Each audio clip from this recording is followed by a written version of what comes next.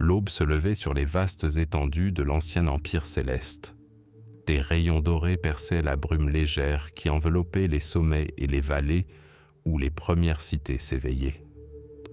L'air était imprégné du parfum de la terre humide et de la fraîcheur annonciatrice d'un jour nouveau. En ces instants où le temps semblait suspendu, contemplant la grandeur silencieuse des siècles, naissaient non seulement des histoires, mais des mondes entiers. Des questions, telles une douce brise, agitaient l'herbe des prairies, incitant à la réflexion. Que nous réserve ce jour nouveau? Quel secret recèle la brume, sur le point de se dissiper sous l'assaut du soleil levant?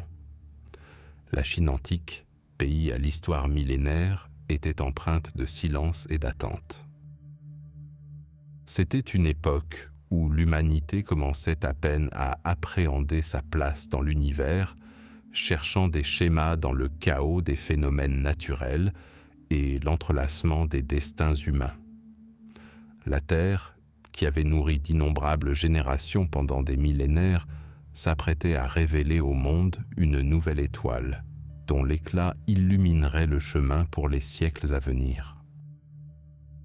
À l'est, dans le royaume de Lu, dans la petite ville sans prétention de Zhou, à l'aube, naquit un homme dont le nom serait à jamais gravé dans les annales de l'histoire mondiale. C'était une époque où le jadis puissant empire Zhou s'affaiblissait peu à peu, et où de nombreuses principautés féodales se livraient à des guerres intestines, plongeant le pays dans une ère de fragmentation et de troubles. Le chaos régnait, et il semblait que l'ordre et l'harmonie aient à jamais quitté l'Empire céleste. Mais même dans les heures les plus sombres, quand le monde sombre dans l'obscurité, il y a toujours une étincelle capable d'allumer une flamme.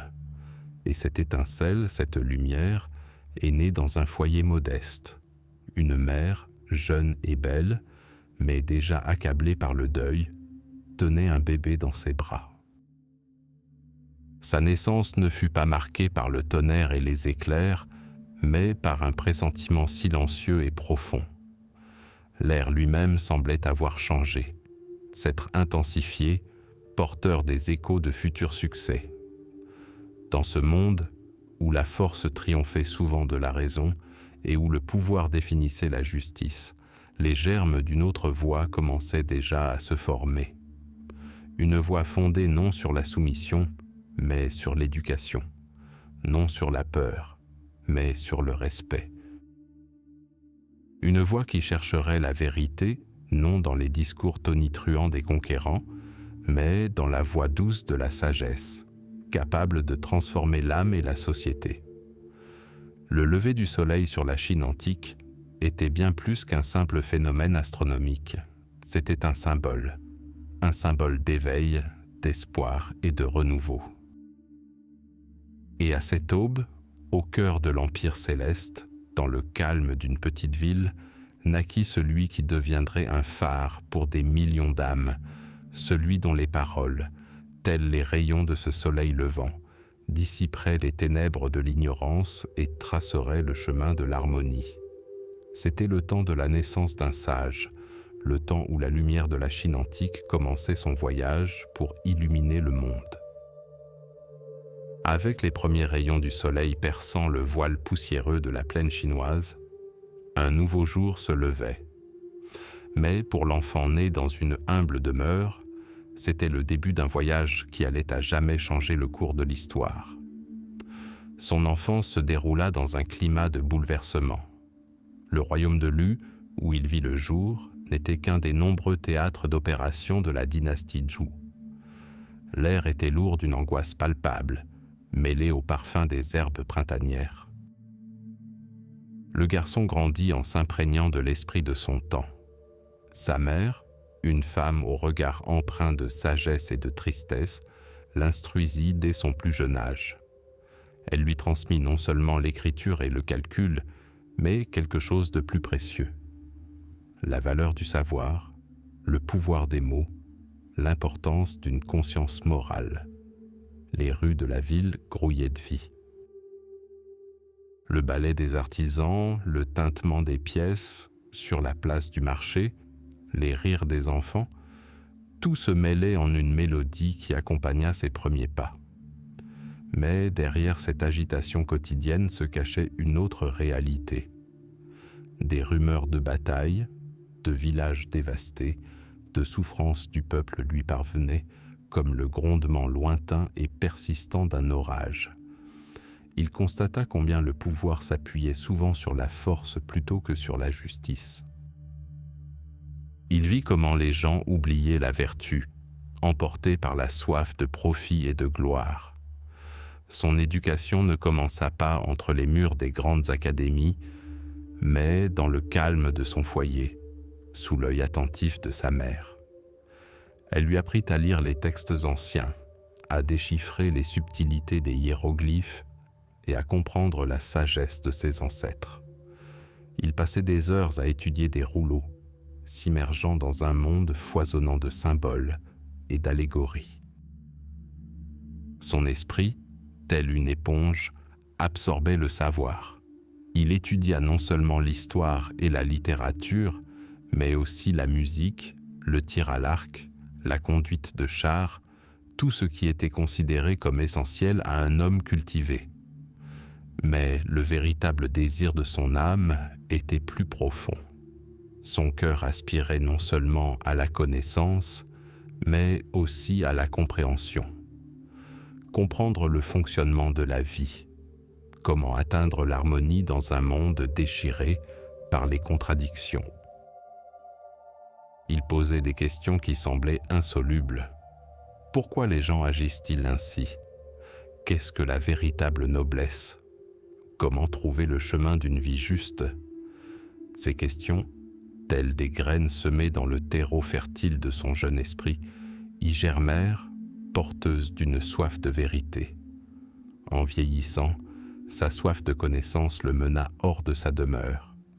Il commença à errer, visitant villes et contrées. Il rencontra des sages, conversa avec des gens du peuple et observa la vie sous toutes ses formes. Il vit comment richesse et pauvreté coexistaient, comment bonté et cruauté s'entremêlaient dans la trame complexe des destins humains. Chaque jour lui apportait de nouveaux enseignements, élargissant ainsi les horizons de sa perception. Lors d'un de ses voyages, il se retrouva au royaume de Qi.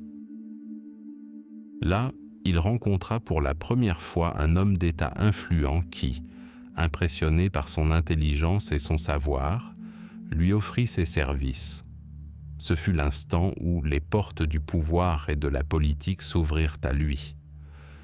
Il semblait que son rêve de servir la société était sur le point de se réaliser.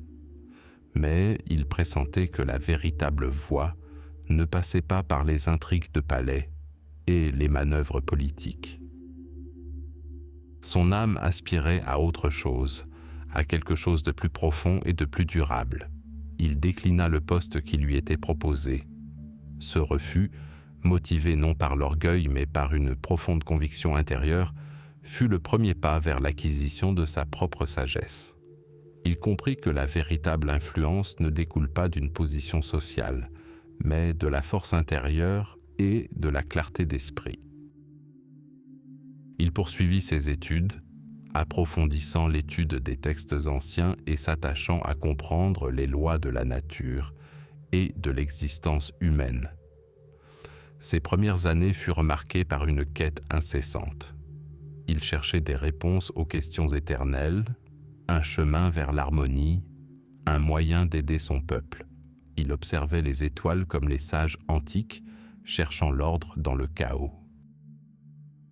Il écoutait le souffle du vent dans les bambouseraies, à la recherche d'échos de la vérité céleste. Son esprit était comme un miroir limpide reflétant le monde qui l'entourait, mais son âme aspirait à pénétrer l'essence même des choses. Le temps passa. Le jeune homme devint un homme, et sa soif de connaissance s'épanouit en une profonde compréhension. Il commença à percevoir des schémas qui échappaient aux autres. Il comprit comment les actions humaines, même les plus insignifiantes, avaient des conséquences. Comment la bonté engendre le bien et le mal, comment l'harmonie intérieure conduit à l'harmonie sociale. Ces découvertes, faites dans le calme de sa contemplation, devinrent le fondement des enseignements qu'il transmettrait plus tard au monde. Durant ces années, sa vie fut dépourvue de faste extérieur, mais emplie d'une grande richesse intérieure. Il ne recherchait ni la gloire ni la richesse. Son seul désir était de connaître la vérité et de vivre en accord avec elle. Il était comme un voyageur gravissant un sentier de montagne. Chaque pas exigeait un effort, mais à chaque pas, un panorama toujours plus majestueux se dévoilait. Ces premières années furent une période d'intense labeur spirituel, une période où les germes d'un grand enseignement commençaient à peine à se développer, prêts à porter leurs fruits pour le monde. Le temps passa, et le jeune homme, déjà à l'aube de l'âge adulte, sentit le monde autour de lui se transformer. L'ancien empire céleste, jadis uni et puissant, commençait à se désagréger. Des terres jadis unies par la volonté de sages souverains étaient désormais déchirées par les querelles. Des royaumes qui avaient jadis vécu en paix se livraient maintenant bataille. Le champ de bataille s'étendait toujours plus, et l'air s'imprégnait d'une odeur de fer et de peur. Un peuple qui avait vécu des siècles sous le joug de l'ordre se retrouvait désormais en proie au chaos. Les dirigeants oublièrent la vertu, les chefs militaires la miséricorde. Le grondement des tambours de guerre couvrait le chant des oiseaux, et l'éclat des incendies obscurcissait la lumière des étoiles. Les enfants pleuraient, incapables de comprendre pourquoi leur foyer était réduit en cendres. Les anciens secouaient la tête, se souvenant d'une époque où la justice n'était pas un vain mot, mais le fondement même de la société. En ces heures sombres, où l'espoir semblait n'être plus qu'un fil sur le point de se rompre, le jeune homme, au cœur rempli de compassion, ressentit une responsabilité particulière. Il voyait des destins brisés, des fondements s'effondrer. Ses études, sa quête de vérité, lui apparaissaient désormais non plus comme une simple aspiration personnelle, mais comme une nécessité vitale. Il sentait qu'il devait trouver un moyen de rétablir l'harmonie dans ce monde fracturé. Son regard, d'ordinaire tourné vers l'intérieur, se tourna alors vers l'extérieur, vers la souffrance du peuple. Il vit comment la haine semait le désespoir, comment la cupidité ravageait le pays. Il entendit les cris des veuves et des orphelins, et ces sons lui transpercèrent l'âme. Le monde autour de lui était comme une mer déchaînée, et il sentait les vagues de ce chaos menacer de tout engloutir. Il entreprit un voyage, non pas en général à la tête d'une armée, mais en vagabond en quête de compréhension. Il parcourut des chemins poussiéreux, jadis foulés par les ambassadeurs et les marchands, désormais fréquentés seulement par des soldats et des réfugiés. Il s'arrêtait dans des villages où les habitants, las de la guerre, cherchaient un peu de réconfort. Il écoutait leurs récits, s'imprégnant de leur chagrin et de leur peur, mais aussi de leur espoir indéfectible d'un avenir meilleur. Ces paroles, calmes et posées, trouvèrent un écho profond chez ceux qui les entendaient.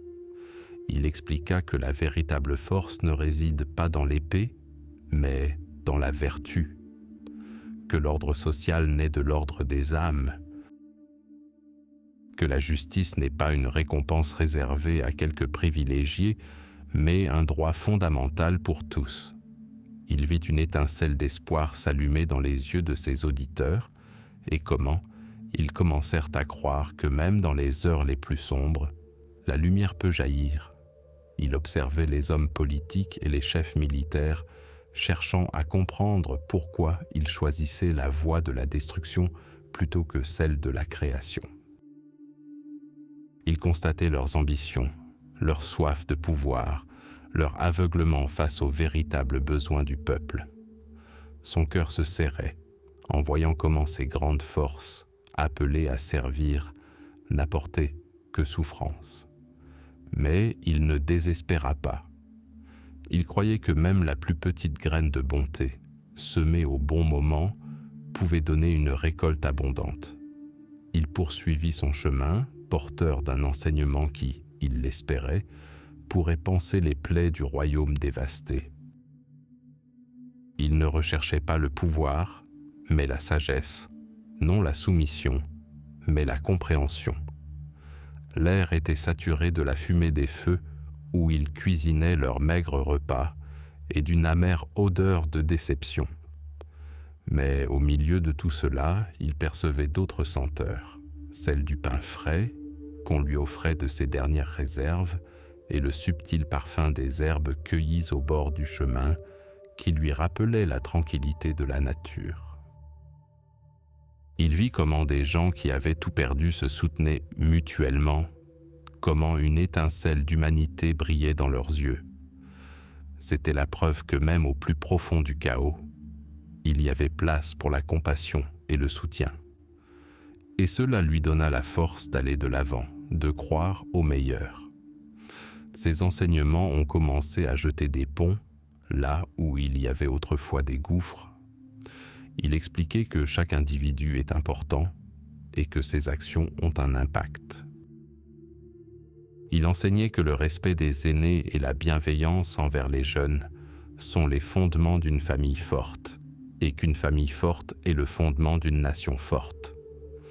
Ses paroles étaient comme un ruisseau paisible qui, se frayant un chemin à travers les rochers, érode lentement mais sûrement les barrières. Il vit ses idées commencer à porter leurs fruits. Dans certaines des villes qu'il visita, des écoles commencèrent à apparaître où l'on enseignait aux enfants non seulement la lecture, l'écriture et le calcul, mais aussi les fondements de la vertu. On commença à parler de justice, d'honnêteté et de devoir. C'étaient des premiers pas timides, mais ils étaient là. Mais il rencontra aussi des résistances, des gens habitués au chaos qui tiraient profit des troubles. Ils voyaient dans ces enseignements une menace pour leur pouvoir. Ils tentèrent de l'arrêter, répandirent des rumeurs et le calomnièrent. Mais il persévéra, sa détermination ne faisant que se renforcer. Il savait que le chemin vers l'ordre serait long et difficile. Il constatait l'ampleur du travail restant à accomplir pour rétablir la paix et l'harmonie dans ce pays. Mais il sentait aussi qu'il n'était pas seul. Il était soutenu par ceux qui croyaient en ses paroles, qui entrevoyaient une lueur d'espoir dans ses enseignements. Le vent qui balayait les champs lui semblait parfois entendre les voix de ses ancêtres, murmurant des paroles d'encouragement. Le doux bruissement des feuilles dans les bambouseraies lui rappelait l'éternité et que, même après la nuit la plus sombre, l'aube finit toujours par se lever. Il croyait que ces enseignements, tels des graines semées en terre fertile, porteraient un jour leurs fruits et qu'un jour viendrait où l'Empire céleste retrouverait son ordre. Un temps où la vertu primerait sur le pouvoir et l'harmonie sur la discorde. Telle était son aspiration, son espoir, son devoir, et il avançait vers ce but, pas à pas, portant la lumière de ses enseignements jusqu'au cœur même du chaos. Un changement d'air approche, tel un souffle de vent sur la steppe. Confucius, le regard perdu au loin, là où le soleil se couchait, le pressentait. Non comme une prémonition funeste, mais comme le mouvement inexorable et puissant des grandes eaux. Ses pensées, telles des nuages, planaient au-dessus des royaumes dévastés, cherchant ce noyau, ce fil conducteur capable de rassembler les êtres disparates. Il voyait comment, dans le cœur des peuples las des conflits civils, mûrissait un désir d'ordre, une soif de paix. Mais cet ordre ne pouvait surgir du néant, ni de la violence. Il devait naître de l'intérieur, des profondeurs de l'âme humaine, de son essence même.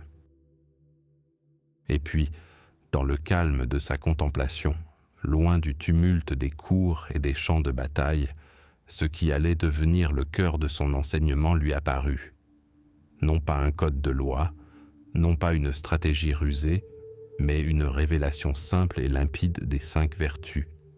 Elles étaient comme 5 veines qui nourrissent le corps humain, comme 5 étoiles qui illuminent le ciel nocturne. La première était reine, l'amour de l'humanité.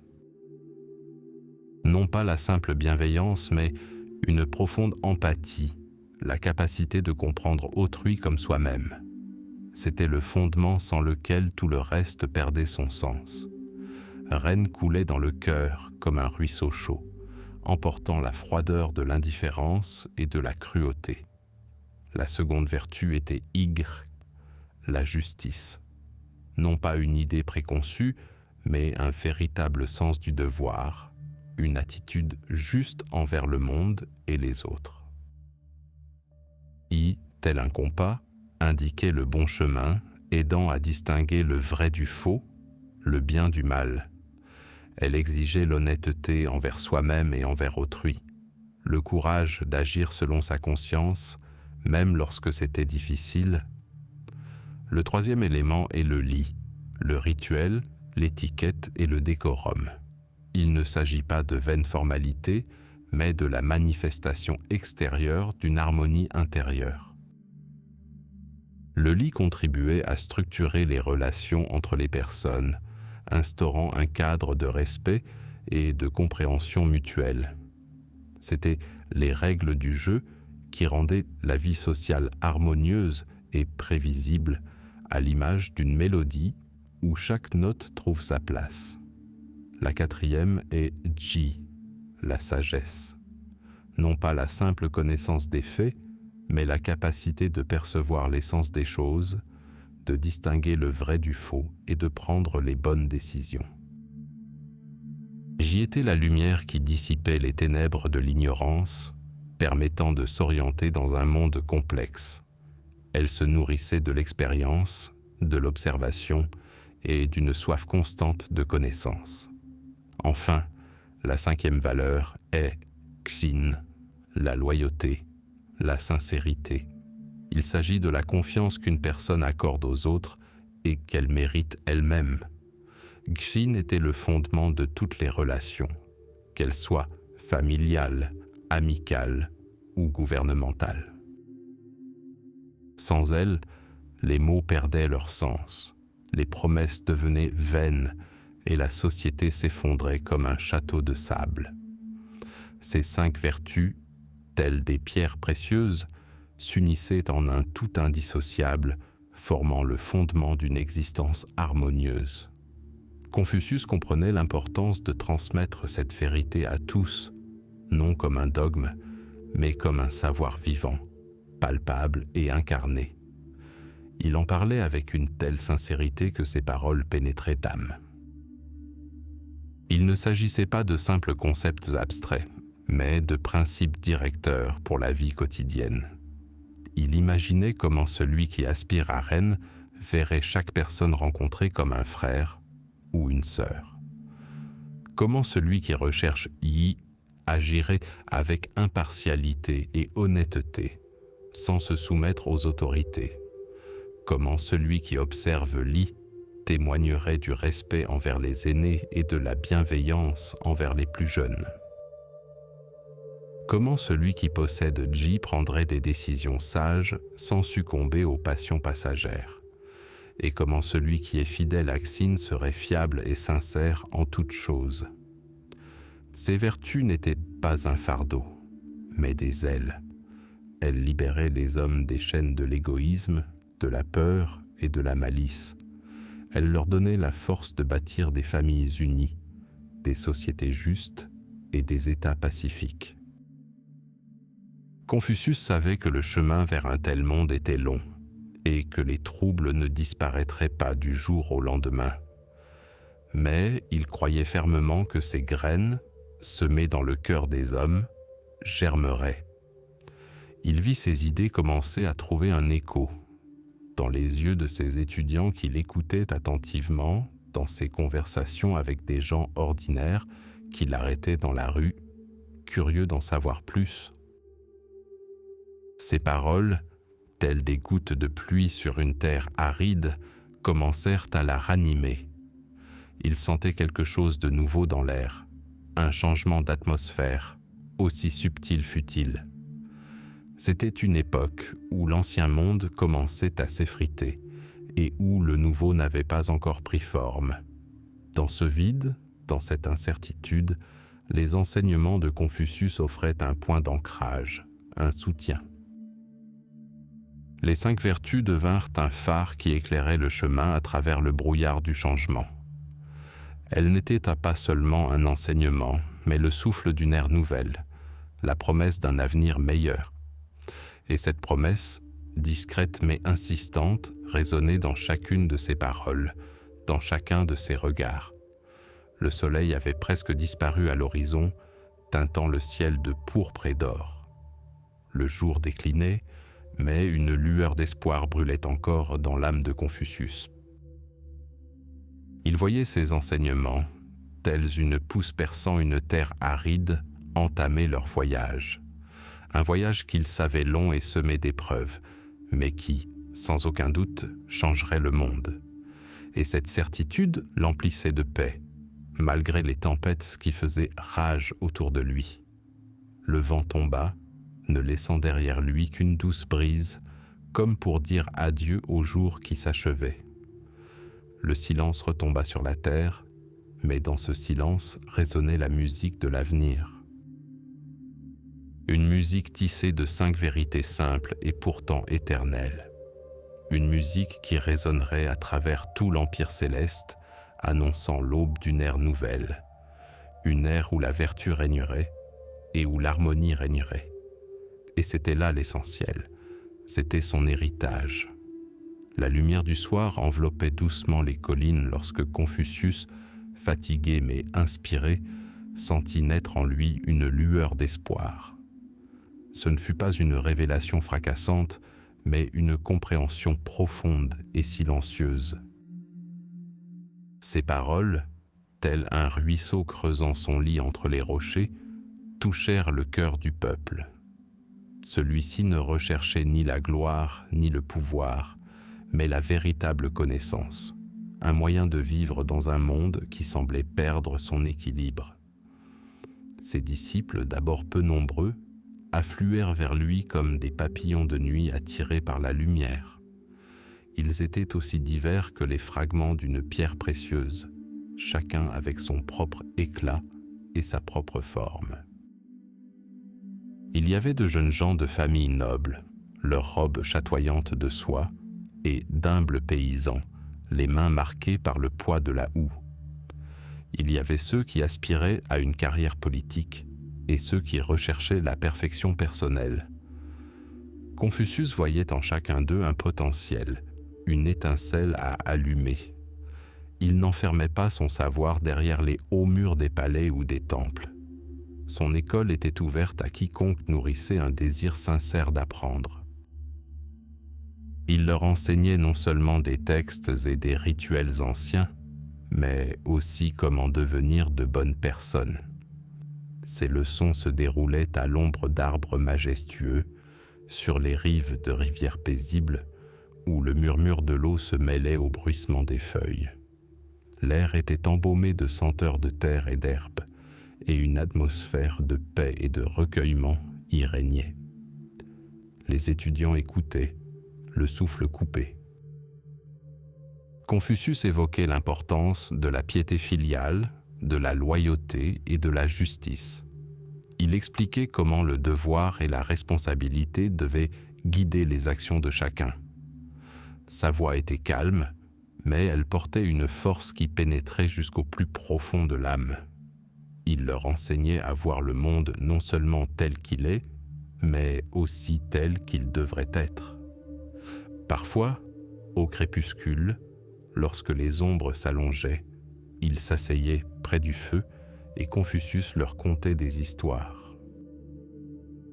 Des histoires d'anciens souverains, de héros du passé, de sages, dont les noms s'étaient perdus dans l'oubli. Ces récits n'étaient pas de simples divertissements, mais de véritables leçons de vie, porteuses de sens. Ils enseignaient la persévérance face à l'adversité, la compassion envers les faibles et le respect des aînés. Ces élèves, absorbant chaque mot, commencèrent à se transformer. Une nouvelle profondeur apparut dans leurs yeux. Leurs mouvements devinrent plus significatifs. Ils apprirent non seulement à parler, mais aussi à écouter. Ils apprirent à penser et non plus à répéter. Ils apprirent à ressentir et non plus seulement à exister. Ce fut une transformation lente mais sûre, telle une pousse perçant la terre dure, cherchant la lumière. Confucius vit ses enseignements tels des graines semées en terre fertile, germer. Il comprenait que le chemin vers l'harmonie et l'ordre était long et difficile, que le monde était plein de contradictions et d'épreuves. Mais il croyait au pouvoir du bien, au pouvoir de la vraie connaissance. Il croyait en l'humanité. Le soir, lorsque le ciel étoilé s'étendait au-dessus de cette terre ancestrale, Confucius se livrait souvent à la méditation. Le vent bruissait doucement dans les branches, comme pour murmurer d'anciens secrets. Il sentait sa fin approcher, mais il savait que son œuvre perdurerait. Ses disciples, disséminés à travers l'Empire céleste, deviendraient les porteurs de sa sagesse. Ils enseigneraient à leur tour, transmettant son savoir de génération en génération. Chaque élève lui était précieux. Il les considérait non pas comme de simples disciples, mais comme le prolongement de lui-même. Il se dévouait corps et âme à chacun d'eux, leur apportant tout son amour pour l'humanité et pour le monde. Il souhaitait qu'ils deviennent la meilleure version d'eux-mêmes, afin qu'ils puissent à leur tour apporter lumière et harmonie à leur famille, leur ville et leur pays. Parfois, en traversant des marchés animés ou des places grouillantes de vie, il voyait ces paroles à ses disciples commencer à résonner. Les gens ordinaires, en entendant ces enseignements, devenaient pensifs.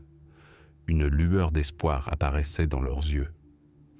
C'était une lumière qui se répandait lentement mais sûrement, comme l'aube dissipant peu à peu les ténèbres de la nuit. Il leur enseignait que le vrai bonheur ne réside ni dans la richesse ni dans le pouvoir, mais dans l'harmonie avec soi-même et avec le monde. Il réside dans la capacité à trouver la joie dans les choses simples, dans le soin apporté aux êtres chers et dans le service à la société. Il disait que le chemin de la vertu commence par la connaissance de soi et la recherche constante de la perfection.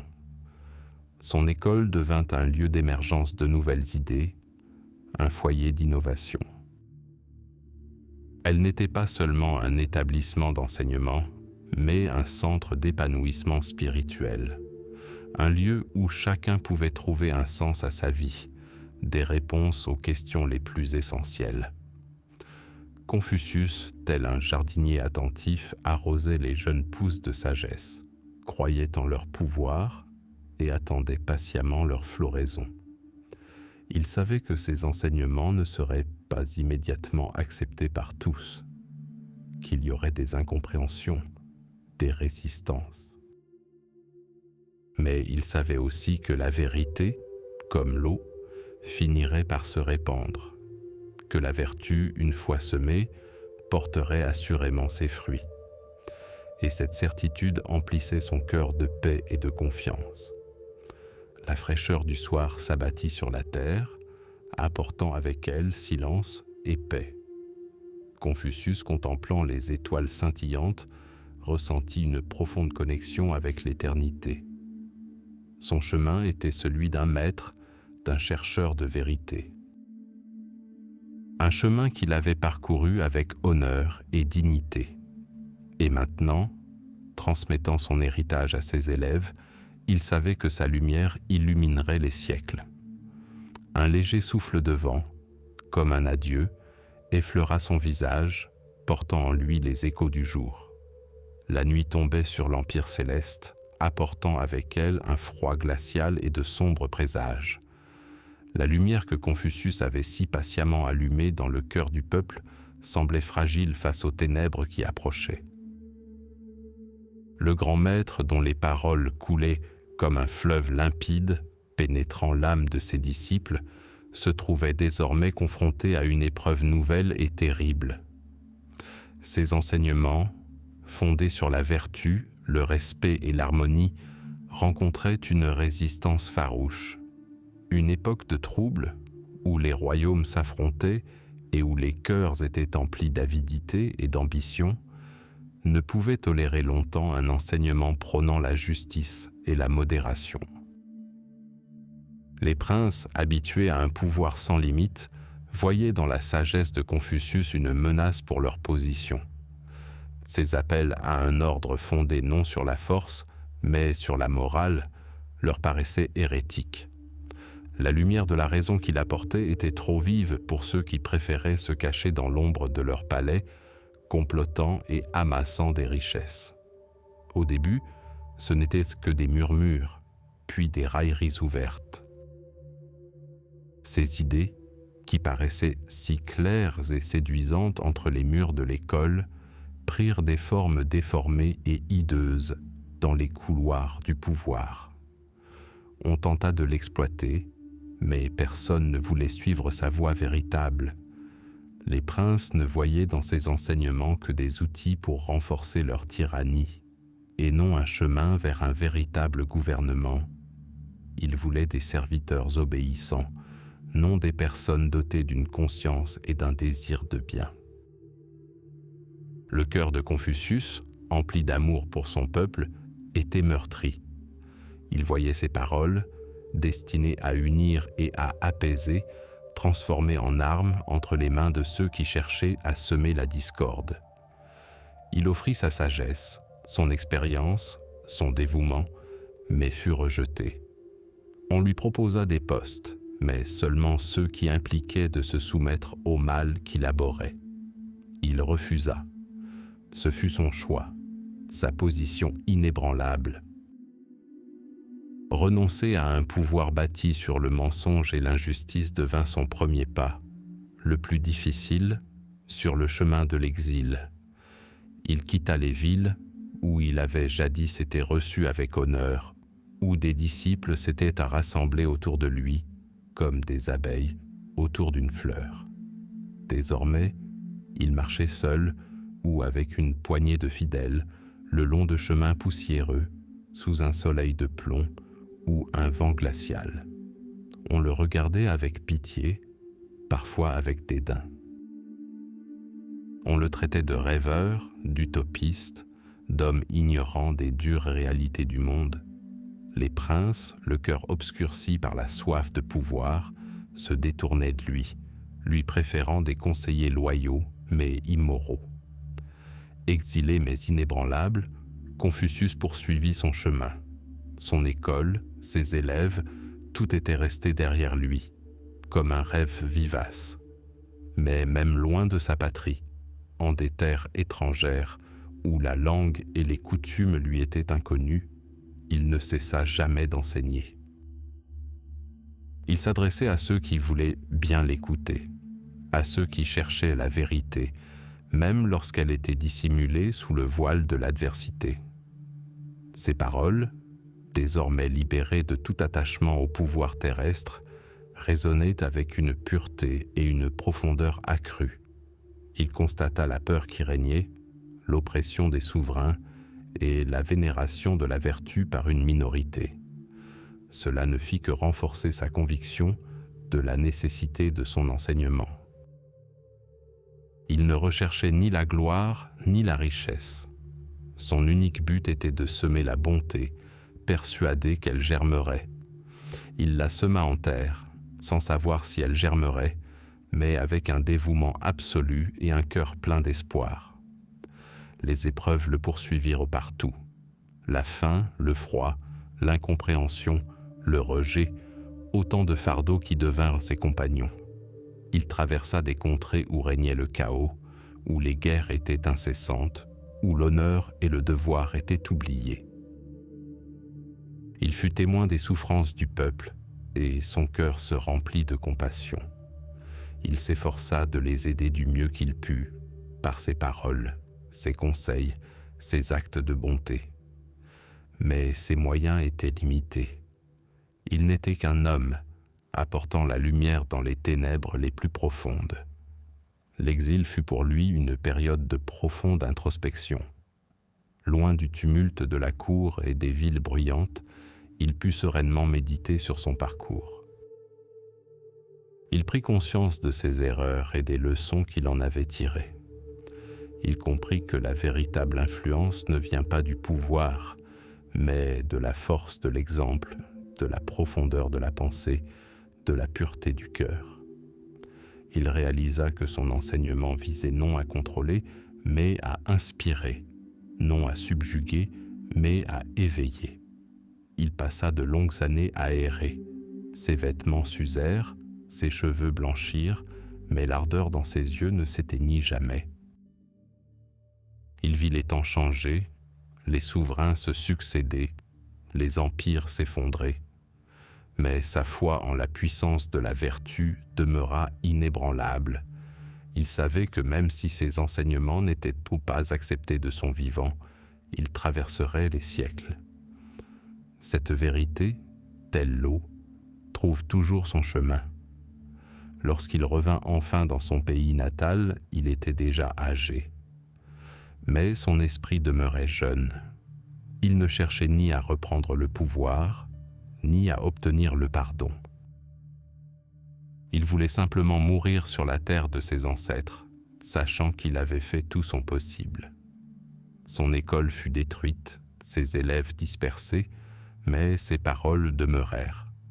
Elles furent écrites, transmises oralement, et devinrent le fondement invisible sur lequel l'avenir serait bâti. L'histoire de son exil n'est pas celle d'une défaite, mais celle du triomphe de l'esprit sur les circonstances. C'est le récit d'un homme qui a tout renoncé par conviction, qui a choisi la vérité plutôt que le pouvoir, la vertu plutôt que le confort, le service plutôt que l'amour-propre. C'est l'histoire de la lumière qui, même rejetée, continue de briller, éclairant le chemin de ceux qui veulent bien la voir. Le vent, tel un murmure du passé, portait les échos de ses pérégrinations, lui rappelant sa force et sa foi. Un silence si profond qu'il semblait que la terre elle-même retenait son souffle, précéda les changements à venir. Le vent, qui jadis déchirait les vêtements et ébouriffait les cheveux, s'apaisa, emportant avec lui les échos des errances. Le temps sembla suspendu, telle une goutte de rosée figée sur une toile d'araignée, prête à tomber. Mais ce n'était qu'un instant de calme, annonçant un nouveau tournant, un nouveau cycle. Et une fois encore, il reprit son cours, lentement d'abord, puis de plus en plus vite, gagnant en force comme une rivière s'échappant de sa captivité hivernale. En ces temps où le monde semblait plongé dans un profond sommeil, un événement se produisit qui changea à jamais le cours de l'histoire. Les mots. Silencieux et pourtant empreints d'une telle sagesse que leur écho résonna à travers les siècles.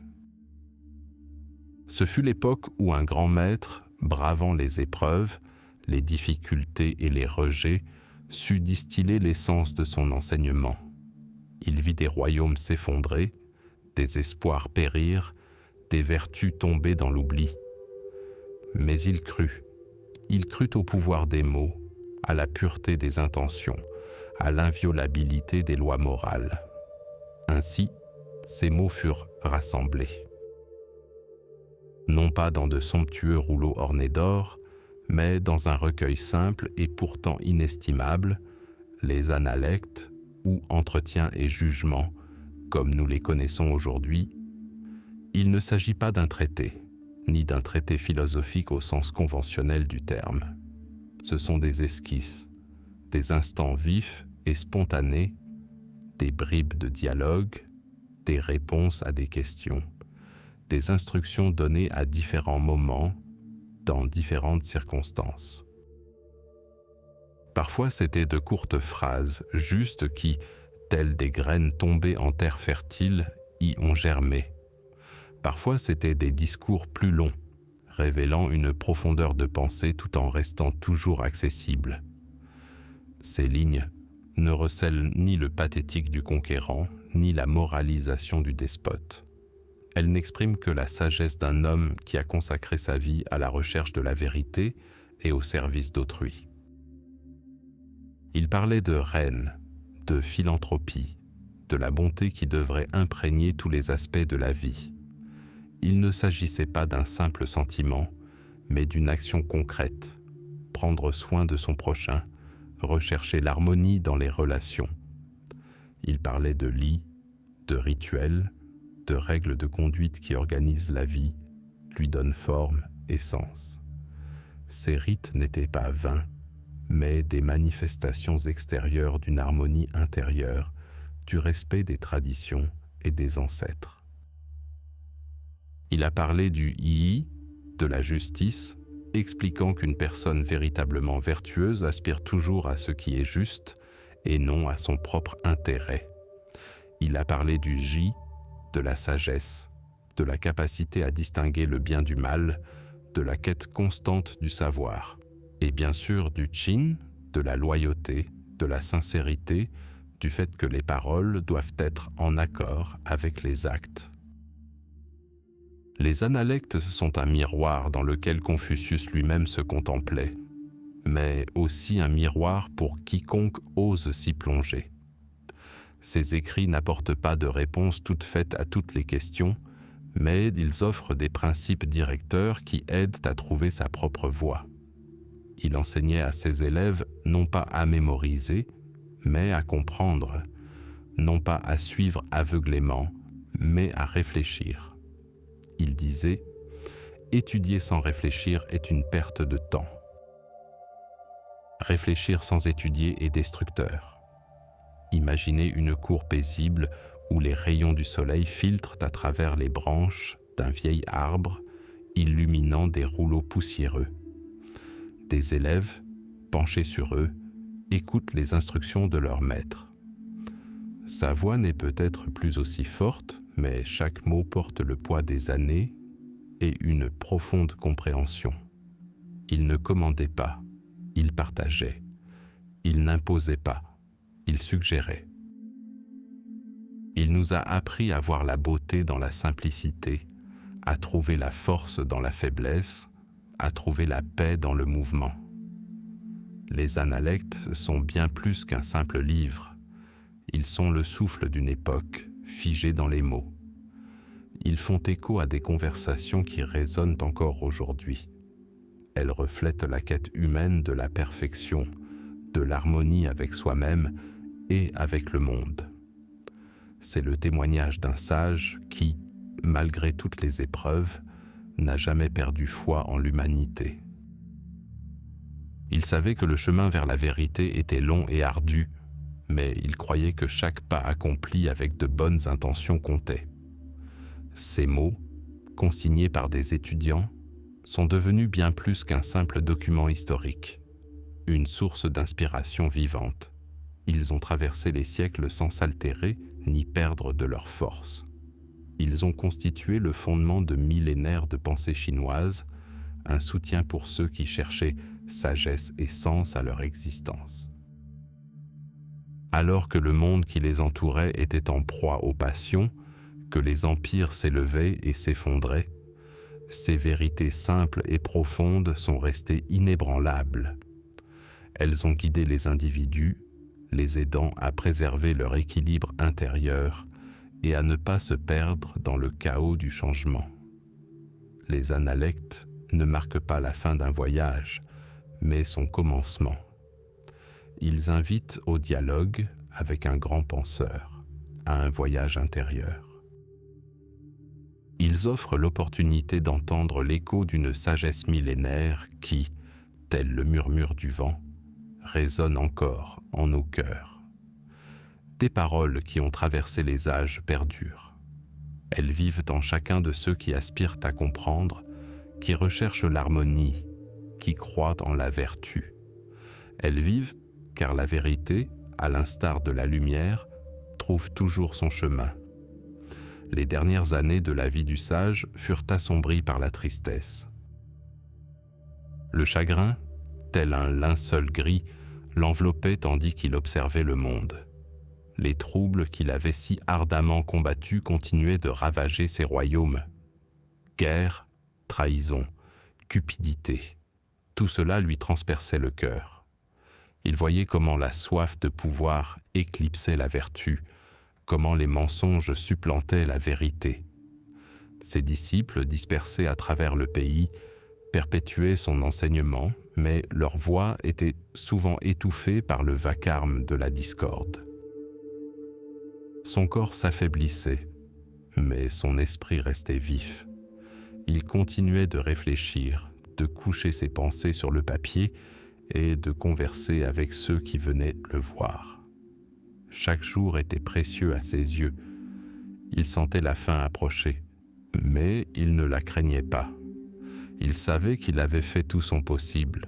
Il avait semé les graines et maintenant elles devraient grandir, affronter les tempêtes et les pluies pour porter leurs fruits. Le soir, quand le soleil déclinait à l'horizon, teintant le ciel de pourpre et d'or, il aimait s'asseoir près de la fenêtre. Le vent bruissait dans les feuilles du vieil arbre, emportant avec lui les parfums de la terre et des fleurs. Il inspirait cet air, se sentant en harmonie avec la nature, avec l'éternel cycle de la vie et de la mort. En ces instants, il ne voyait pas une fin, mais une continuité. Le déclin d'un jour laissait place à la naissance d'un autre. Il se remémora ses années de jeunesse, ses recherches, ses déceptions et ses découvertes. Il revit les visages de ses élèves, leurs yeux pétillants, leur soif de savoir. Il ressentit leur dévotion, leur foi en lui. Cela lui donna de la force, même lorsque l'espoir semblait le quitter. Il savait que ses paroles, son exemple, ses enseignements perdureraient. Il deviendrait un guide pour ceux qui cherchent leur voie dans la vie. Ses disciples prenaient soin de lui, mais il sentait que son heure était venue. Il leur demanda de ne pas trop s'affliger. Il leur dit qu'un véritable adieu n'est pas fait de larmes, mais de la poursuite du chemin.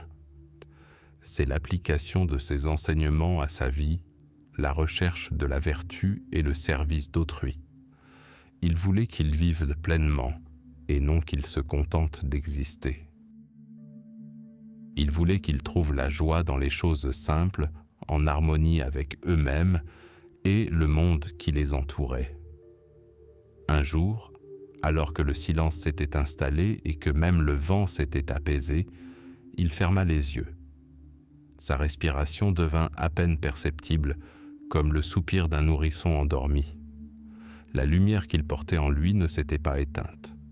Il était simplement passé dans une autre dimension, ne laissant derrière lui non pas le vide, mais une trace de lumière.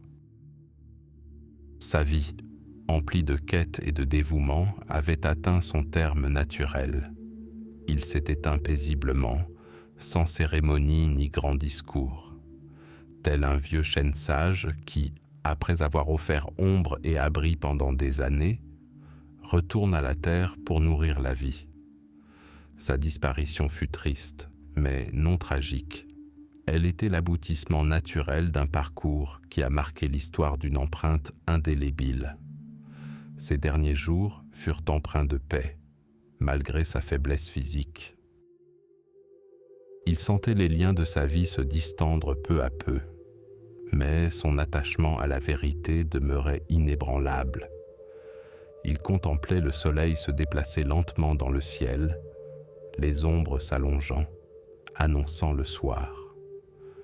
Dans cette lenteur, dans le cours naturel du temps, il trouvait du réconfort. Son regard, perdu au loin, semblait traverser les siècles. Il voyait ses idées, tels de minuscules ruisseaux, se frayer un chemin à travers les rochers de l'ignorance et de la passion. Il savait que le voyage serait long, parsemé d'embûches, mais la graine de bonté qu'il avait semée germait déjà. Les élèves rassemblés autour de lui ressentirent la solennité de l'instant. Ils comprirent qu'il se trouvait au seuil d'un événement majeur. Non seulement un adieu à leur professeur, mais aussi le début d'une ère nouvelle. Une ère où sa sagesse guiderait des générations. Il s'efforçait de se souvenir de chacun de ses mots, de chacun de ses regards, de chacun de ses gestes. Il a parlé de l'importance du perfectionnement personnel, de la nécessité de servir la société et du pouvoir de la vertu. Sa voix, bien qu'affaiblie, était claire et assurée. On n'y entendait ni peur ni regret, seulement une profonde compréhension et un amour infini pour l'humanité. Alors que les derniers rayons du soleil caressaient son visage, il sourit. C'était le sourire d'un homme qui avait trouvé la paix, le sourire de celui qui savait sa mission accomplie. Sa vie, faite de labeur et d'épreuves, avait trouvé son terme paisible.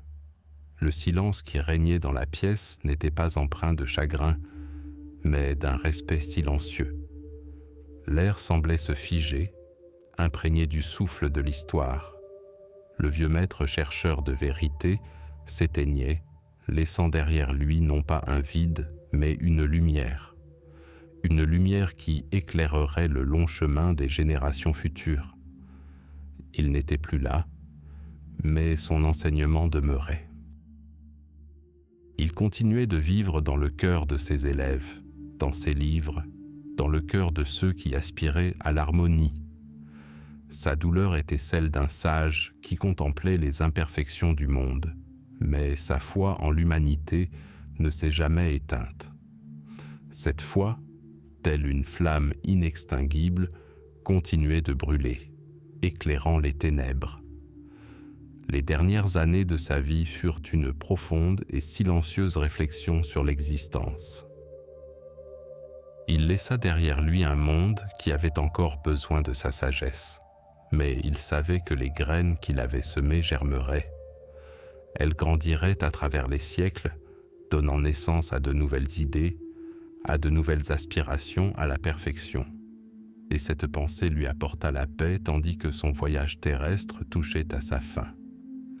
Les graines qu'il avait semées dans la terre fertile de l'Empire céleste semblaient emportées par le vent, se dissolvant dans le tourbillon du temps. Mais ce n'était qu'une première impression. Sous le voile du temps, dans le silence, elles prirent racine. Le grand maître était parti, mais non disparu. Ses paroles, telles une douce brise, commencèrent à pénétrer partout. Ce n'était ni le tonnerre qui faisait trembler les cieux, ni l'éclair qui déchirait les ténèbres. C'étaient des pousses silencieuses, mais tenaces, perçant le sol rocailleux de l'intemporalité. Ses disciples, ceux qui écoutaient attentivement chacun de ses souffles, chacun de ses gestes, devinrent les premiers gardiens de cette lumière.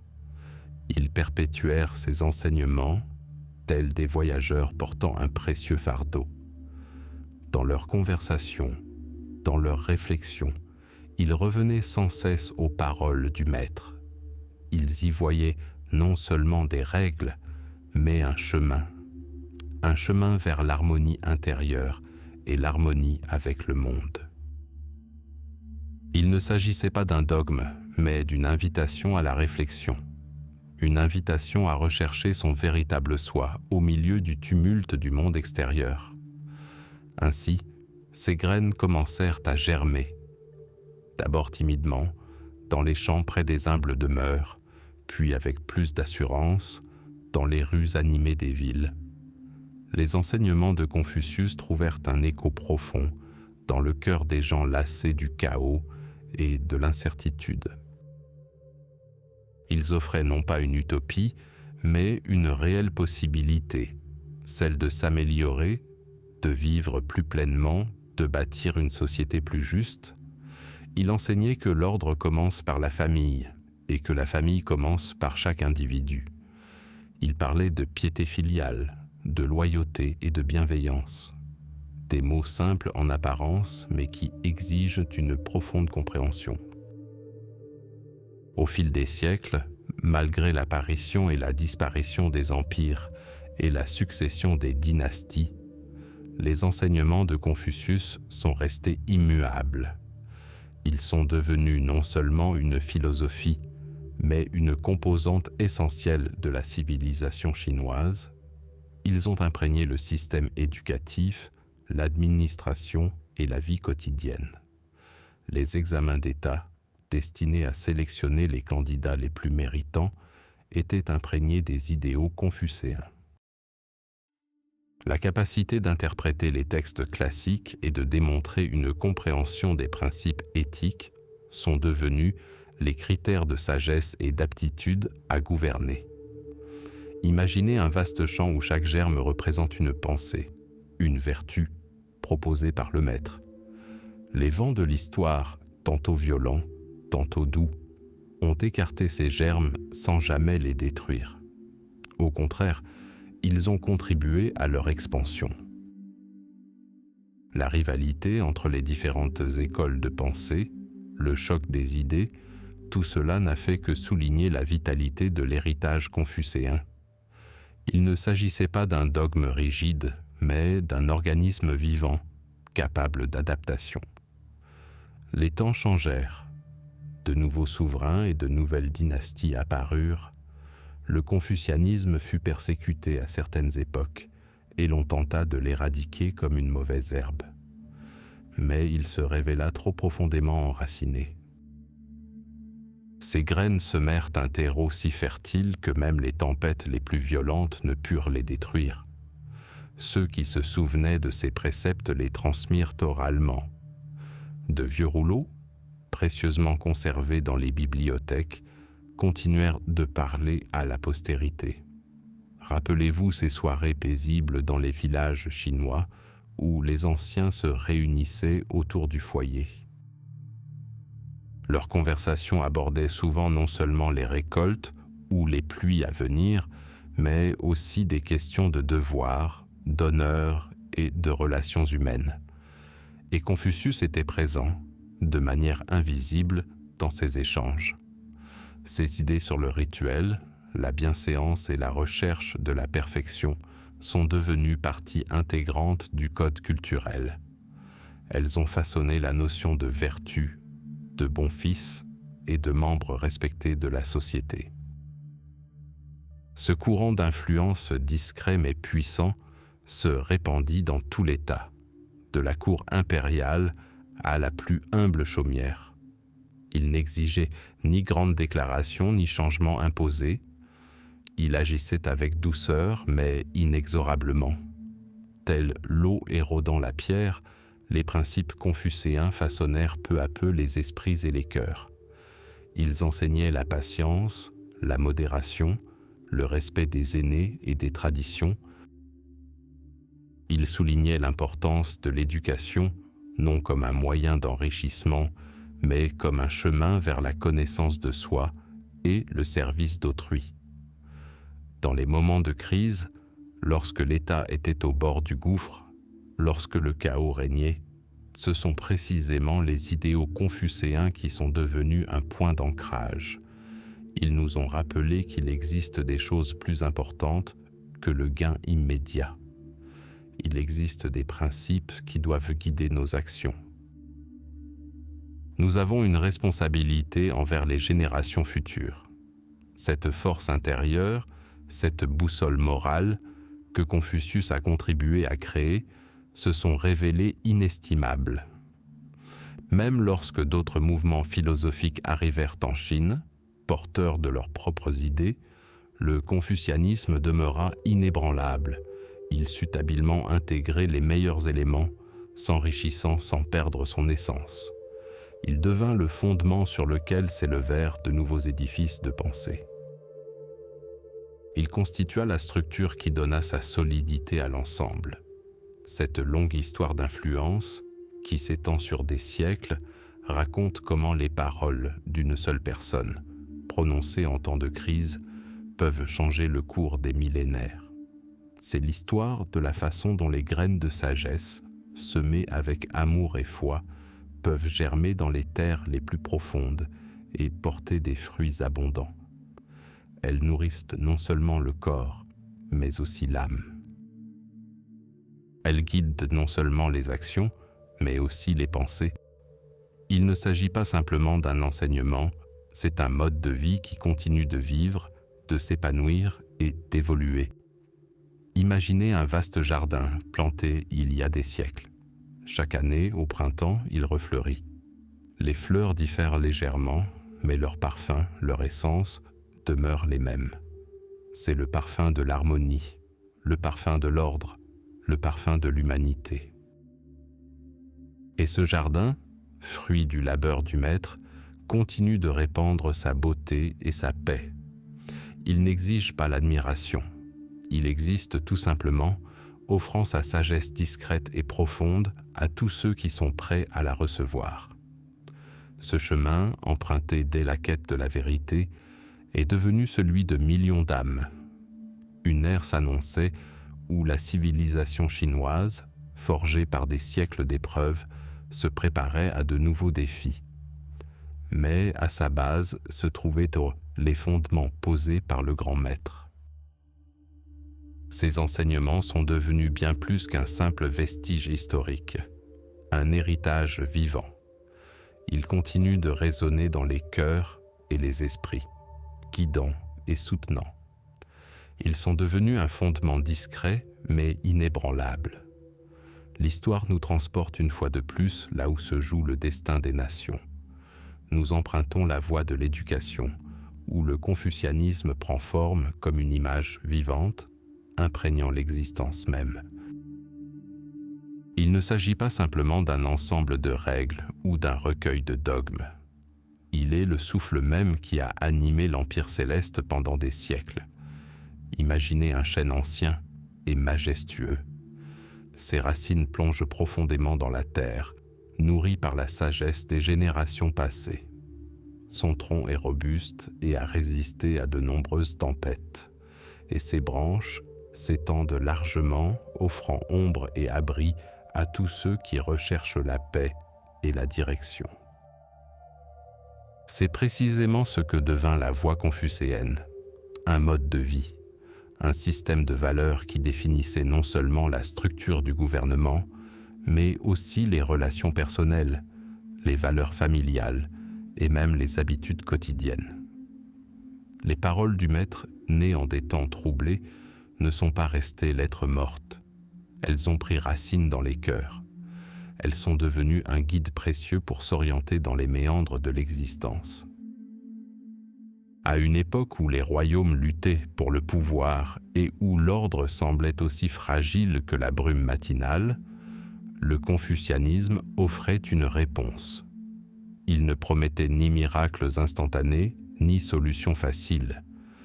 Il prônait un long et patiemment perfectionnement de soi.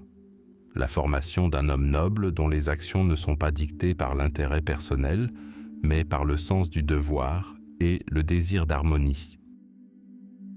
C'était un enseignement qui plaçait l'humanité, la justice, la bienséance, la sagesse et la loyauté au premier plan, les 5 piliers sur lesquels reposait l'édifice tout entier. Le noble, ou Zhanzi, aspirait à la perfection, apprenant et s'améliorant sans cesse. Il comprenait que la véritable force ne réside pas dans la force brute, mais dans la force morale. Il savait que l'ordre dans l'État commence par l'ordre dans l'âme. Et cet ordre intérieur s'étendait à la famille, à la société, au monde entier.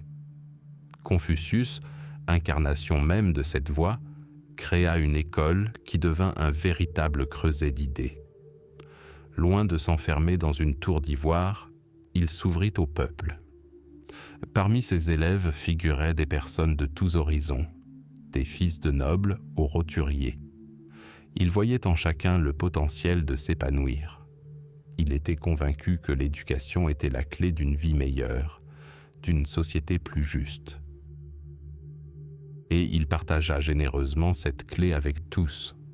Son école n'était pas un simple lieu d'apprentissage par cœur, c'était un véritable atelier de formation de personnalité.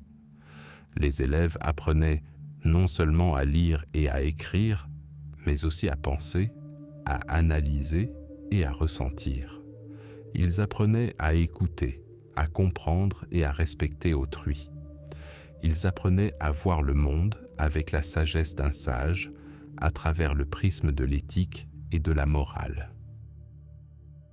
Et ces leçons, ces conversations en plein air, au bord des ruisseaux de montagne, à l'ombre des vieux arbres, restaient à jamais gravées dans leur cœur. Mais le chemin d'un sage est rarement un long fleuve tranquille. Les enseignements de Confucius, qui prônaient l'ordre et l'harmonie, se heurtaient souvent à une réalité marquée par les conflits et les luttes de pouvoir. Le maître tenta à maintes reprises de mettre ses idéaux au service des dirigeants, espérant les appliquer. Il comprenait comment un État pouvait être gouverné avec justice et sagesse, comment le bien-être du peuple pouvait être garanti.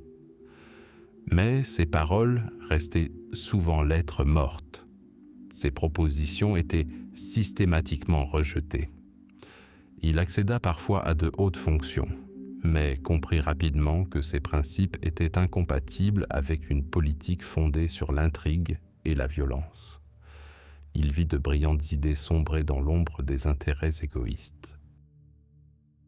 Alors, le cœur lourd, il renonça au pouvoir, préférant rester fidèle à ses convictions. Ses rejets, ses déceptions, ses années d'errance à la recherche d'un dirigeant qui l'écouterait, furent pour lui une épreuve amère. Il était un paria parmi ceux qui auraient pu changer le monde. Ses voyages à travers divers royaumes, où il fut accueilli avec espoir et mépris, marquèrent profondément son âme. Mais même dans les heures les plus sombres, il ne perdit jamais foi en la puissance de ses enseignements. Il continua d'enseigner, de partager sa sagesse, même si peu l'écoutaient. Sa persévérance, son dévouement à sa cause, malgré toutes les difficultés, devinrent un exemple vivant. Après sa mort, lorsque ses disciples rassemblèrent ses paroles et ses conversations, un ouvrage vit le jour qui allait devenir la pierre angulaire de la civilisation chinoise, les Analectes ou Entretien et jugement. Il ne s'agissait pas d'une grande étude philosophique écrite par une seule plume, mais d'extraits, de fragments, capturant l'esprit du maître, ses sages conseils, ses enseignements, ses réflexions sur la vie, le devoir et les relations humaines. Lire les Analectes, c'est comme flâner dans un jardin paisible. Chaque mot, chaque phrase est une fleur, exhalant son propre parfum. Point de pathétique, point de grande déclaration. Une sagesse calme et profonde pénètre jusqu'au plus profond du cœur. Le maître dit : étudier sans réfléchir est une perte de temps. Réfléchir sans étudier est destructeur. Ou encore, ne soyez pas triste si l'on ne vous connaît pas. Soyez triste si vous ne connaissez personne. Ces paroles simples et pourtant si puissantes sont devenues des phares pour des millions de personnes. Ils éclairaient le chemin dans une multitude de situations, face aux décisions à prendre, à l'injustice à affronter, ou encore en quête de sens au quotidien. Les Analectes n'offraient pas de réponse toute faite, mais une piste de recherche. Ils apprenaient à percevoir l'essence des choses, à comprendre les motivations de ses actes, à trouver l'harmonie en soi et avec autrui. Les paroles du maître consignées par ses disciples se sont révélées si puissantes qu'elles ont traversé les âges. Les dernières années de Confucius furent empreintes de tristesse. Il voyait ses rêves d'un état unifié et harmonieux rester inassouvis. Il savait que le monde n'était pas devenu ce qu'il avait imaginé, mais il savait aussi que les graines qu'il avait semées germeraient assurément. Il voyait ses disciples, dispersés aux quatre coins du pays, répandre ses enseignements. Il sentait que ses paroles perdureraient. Ses yeux devaient refléter la tristesse d'un vieux maître dont l'œuvre n'était pas encore achevée, mais dont les forces déclinaient.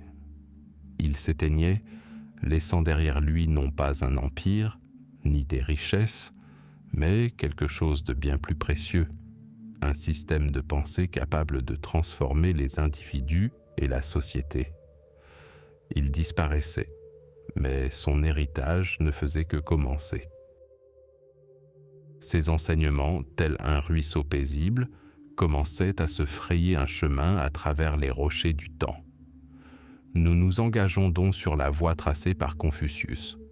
C'est la voie de l'éducation, où le confucianisme devient non seulement une philosophie, mais un mode de vie.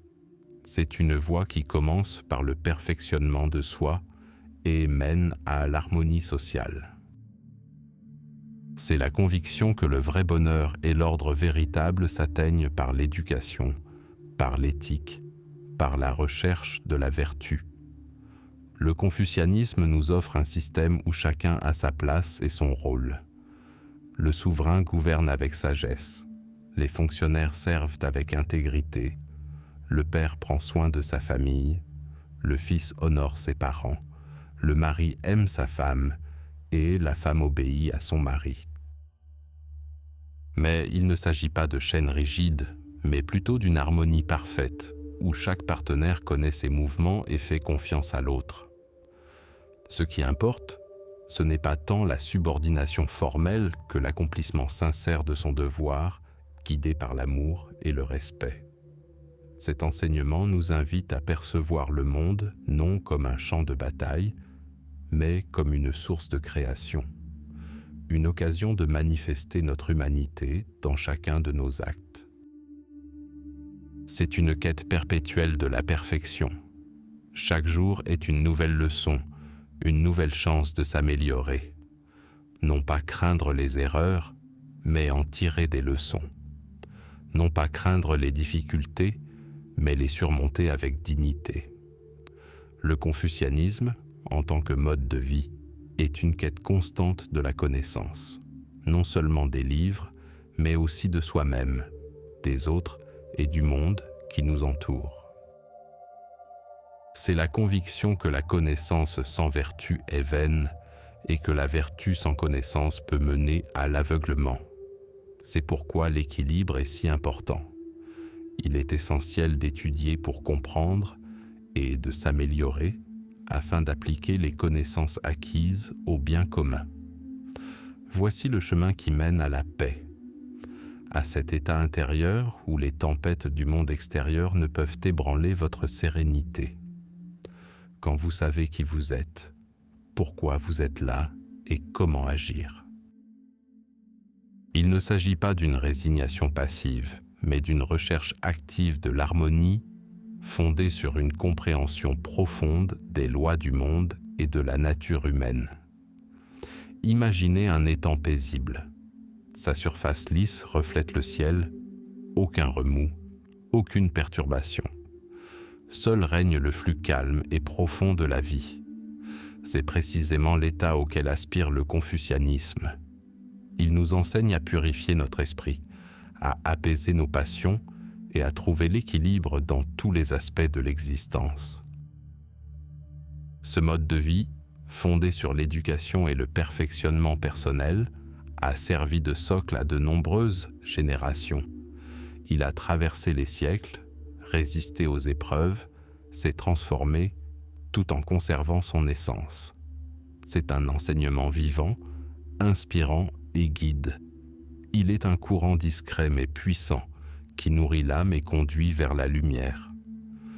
La voie de l'éducation proposée par Confucius est devenue pour beaucoup la voie de la vie véritable. Un silence, comme un souffle retenu, enveloppait le pays. Le temps semblait suspendu, comme suspendu dans l'attente des bouleversements à venir. Mais ce calme n'était qu'apparent. Sous cette apparente tranquillité, des vagues se préparaient déjà, prêtes à remodeler le cours de l'histoire. Les enseignements de Confucius, jadis une jeune pousse timide semée en terre fertile, affrontaient désormais les épreuves de la vie. Après la disparition du sage, ses paroles se répandirent comme des graines à travers l'Empire céleste. Elles prirent racine dans le cœur de ses disciples, mais ne furent pas accueillies avec le même enthousiasme par tous. Une ère commença où diverses écoles de pensée rivalisèrent pour conquérir les esprits et les âmes. L'héritage de Confucius se trouva à la croisée des chemins. Certains n'y voyaient qu'un recueil de règles obsolètes, tandis que d'autres cherchaient à déformer ses enseignements pour servir leurs propres ambitions politiques. Durant la période des royaumes combattants, alors que les royaumes s'affrontaient et que les peuples souffraient des conflits, la philosophie de Confucius tomba dans l'oubli. Elle se trouva confrontée à d'autres enseignements, plus radicaux et directs, promettant des solutions rapides et des voies de facilité. Les taoïstes prônaient la fusion avec la nature et le renoncement aux vanités terrestres. Les légistes proposaient des lois strictes et des châtiments sévères comme seul moyen d'instaurer l'ordre. Les moïstes, quant à eux, prêchaient l'amour universel et l'ascétisme, mais leurs idées ne rencontrèrent pas non plus d'écho universel. Le confucianisme, cependant, exigeait des efforts. Il prônait le perfectionnement de soi, la culture de la vertu et le devoir envers la société. C'était un chemin lent et ardu, nécessitant une amélioration constante, et dans un climat de chaos et de violence, où la vie humaine avait peu de valeur, de telles idées semblaient inopportunes, voire naïves, pour beaucoup. Les paroles du sage, consignées par ses disciples, furent remises en question, interprétées de diverses manières, et parfois même oubliées. Des individus cherchèrent à instrumentaliser le nom de Confucius pour justifier leurs actes, sortant ses propos de leur contexte et en dénaturant le sens. À cette époque, la vérité paraissait fragile et le mensonge puissant et persuasif. Les enseignements prônant l'harmonie et l'humanité semblaient voués à disparaître sous l'assaut d'idéologies plus agressives. Mais le temps est le juge le plus sévère. Peu à peu, lentement, comme la marée qui revient sur le rivage, les enseignements de Confucius commencèrent à se renforcer. Lassés des guerres et de la cruauté, les hommes se mirent en quête d'autres voies. Ils comprirent que sans ordre intérieur, sans développement personnel, aucune loi extérieure ne pouvait apporter la paix véritable. Et alors, ils se souvinrent des paroles du sage. Mencius, disciple d'un disciple de Confucius, joua un rôle essentiel. Tel un jardinier avisé, il prit soin des jeunes pousses négligées du confucianisme. Mencius développa les idées de son maître, notamment sa conception de la bonté fondamentale de la nature humaine. Il affirmait que les êtres humains naissent avec une propension au bien et que la tâche de la société, et surtout de l'éducation, est de cultiver ces prédispositions plutôt que de les réprimer. Ses arguments étaient convaincants et sa foi en l'humanité inébranlable. D'autres penseurs, comme Xunzi, proposèrent des points de vue différents, reconnaissant que la nature humaine est encline au vice, mais que la vertu peut être atteinte par l'éducation et les rituels. Ces interprétations variées, parfois contradictoires, n'ont fait qu'enrichir la pensée confucéenne, la rendant plus souple et adaptable. Les siècles passèrent, les empires se succédèrent, les dynasties se succédèrent. Mais chaque fois que la Chine se trouvait au bord du déclin, chaque fois que le peuple cherchait du réconfort en temps de trouble, le confucianisme revenait sur le devant de la scène. Il ne fut pas imposé de l'extérieur, il devint partie intégrante de la civilisation chinoise. Cela fut particulièrement évident sous la dynastie Han. L'empereur Wudi, l'un des souverains les plus puissants de l'époque, prit une décision capitale. Il ordonna que le confucianisme devienne l'idéologie d'État. Il ne s'agissait pas d'un acte d'obéissance aveugle, mais du fruit d'une profonde réflexion. Le souverain avait compris que la construction d'un État fort et stable exigeait non seulement une armée et des lois, mais aussi des principes moraux et des valeurs partagées. Le confucianisme offrait précisément cela. Il devint le fondement du système éducatif et de la fonction publique. Des écoles furent ouvertes où les jeunes étudiaient les textes classiques, notamment les analectes, et se préparaient au concours de la fonction publique. Ceci créa une nouvelle élite, instruite et imprégnée de l'esprit de service à l'État et au peuple.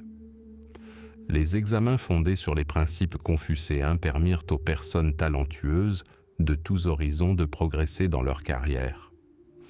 Ce fut un moment de triomphe. Un enseignement jadis rejeté et persécuté gagnait désormais une acceptation universelle. Il devint non seulement une école philosophique, mais un mode de vie, le fondement de la morale sociale. Le confucianisme imprégnait tous les aspects de la vie, des relations familiales à la structure politique. Mais même à l'apogée de sa puissance, le confucianisme ne devint pas un dogme au sens strict du terme. Il continua d'évoluer, s'enrichissant d'idées nouvelles et s'adaptant aux circonstances changeantes. Les diverses interprétations et les débats entre érudits témoignaient simplement du caractère vivant de cet enseignement. Il ne stagna pas, mais continua de respirer, tel un fleuve se jetant dans la mer. Parfois, lors de périodes de troubles et de bouleversements, le confucianisme fut de nouveau éclipsé. On tenta de le remplacer, de le discréditer. Mais à chaque fois, il réapparut, prouvant sa vitalité et sa pertinence.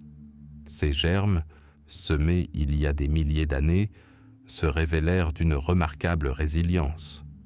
Ils percèrent le bitume des nouvelles idéologies, nous rappelant des valeurs intemporelles.